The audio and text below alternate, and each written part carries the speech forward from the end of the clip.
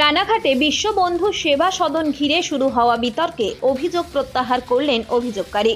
সূত্রের খবর, 16 তারিখ রাতে রানাঘাটের বিশ্ববন্ধু সেবা সদনে দুষ্কৃতী হামলা ঘটে। অভিযোগ, দুষ্কৃতীরা বন্ধ ওই সেবা সদনের তালা ভেঙে ভিতরে ঢুকে লুটপাটের চেষ্টা চালায়।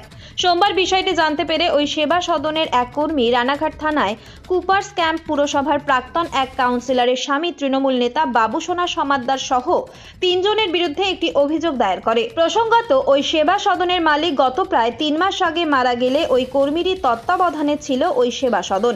আর সেই ঘটনাতেই মঙ্গলবার নিজের ভুল স্বীকার করে বাবুসোনা সহ 3 জনের বিরুদ্ধে দায়ের করা অভিযোগ প্রত্যাহার করে নেন। এদিন অভিযোগকারী দাবি করেছেন তাকে ভুল খবর দিয়ে উদ্দেশ্য প্রণোদিতভাবে থানায় অভিযোগ করানো হয়েছে। আর আসল বিষয় জানার পরই মঙ্গলবার সেই অভিযোগ প্রত্যাহার করে নিয়েছেন অভিযোগকারী ওই মহিলা।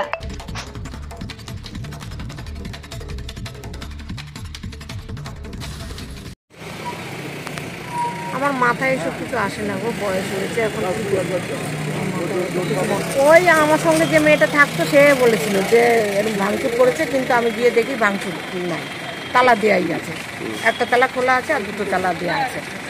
এই তারপরে ও বললো চল থানায় যাই। এই থানায় আসলাম, একটা করলাম, জিডি করলাম। কার বিরুদ্ধে করেছিলেন?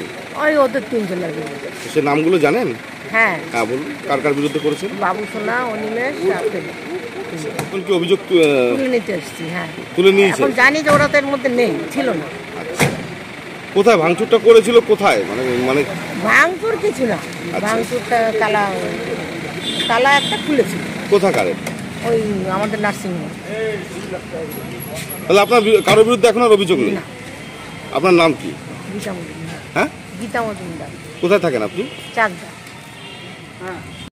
বিষয়টা তো হলো, দেখেন আমি তো কর্ম করে খাই, এবার কে বা কারা এই কালিমা লিপ্ত করবার জন্য এটা করছে সেটা সঠিক আমি বলতে পারবো না। বিষয়টা এরকম কিছু না, বিষয়টা হলো যিনি কমপ্লেনার তার কাছ থেকেই আপনারা হয়তো শুনেছেন যে তিনি হয়তো অলরেডি এখনো কমপ্লেনটা হয়তো তুলে নিয়েছেন। কারণটা হলো তিনি জানেন যে আমরা এর মধ্যে জড়িত না, তিনি নিজেও জানেন না যে কার নামে কমপ্লেন হচ্ছে। তিনি বাড়িতে গিয়ে আমাকে ফোন করছে, ফোন করে বলছে বাবা আমি তো কিছু জানি না, আমাকে দিয়ে এরকম একটা সই করে নিয়ে থানায় জমা দিয়ে দিতে। এবার আমি বলি কে বা কারা? বললো রানাঘাটে 2-3 জন ছিল, আমি তাদেরকেও চিনি না ঠিক করে। এবার তারা আমাকে নিয়ে গিয়ে কমপ্লেনটা করিয়ে আমাকে দিয়ে, কিন্তু এটা তোর নামে মনে হয়, তোদের নামে কিছু একটা ষড়যন্ত্র হচ্ছে, তুই বিষয়টা দেখ। তথাপি আমি দেখছি এই বিষয়ে একটা ডায়েরি হয়েছে, আমার নামে জিডি করেছে আমার নামে, এবং আমার সঙ্গে থাকে ওদের নামেও করেছে। তো যা করবার উনি এসে এখন নিজের মতো করে নিজের বয়ানটাই দিয়েছেন। আর আমরা এর মধ্যে জড়িত না, কখনোই এর মধ্যে থাকি না। উনি ওনার ভুলটা স্বীকার করেছেন যে আমার এটা বন্যা হয়ে গেছে বা ভুল হয়ে গেছে।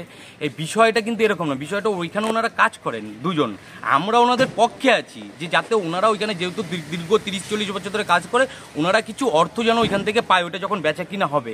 সেই কারণে আমরা ওই মহিলার পক্ষে, আমরা কিন্তু মালিকের পক্ষে না। ওয়ারিশান সূত্রে মালিক যখন, যে মালিক সে মারা যাওয়ার পর ওয়ারিশান অন্য লোক হয়, তাহলে মালিক তো ওই জায়গার অন্য লোক, তারা তো টাকা পয়সা নিয়ে তারা কার নামে রেজিস্ট্রি করবে তারা জানে। এবার সেই ক্ষেত্রে আমরা চাই যেন ওই মহিলারা বঞ্চিত না হয়, তারা যেন টাকাটা পায়। আমার নাম বাবুসোনা সমাদ্দার। কোথাকার বাসিন্দা? আমি কুপার্স ক্যাম্পের বাসিন্দা। এই খবরটি নিবেদন করছেন Barsha medicare chemist and druggist centre. এখানে পাবেন সঠিক মানের ওষুধ ও বেবি ফুড, হোম ডেলিভারিরও সুব্যবস্থা রয়েছে।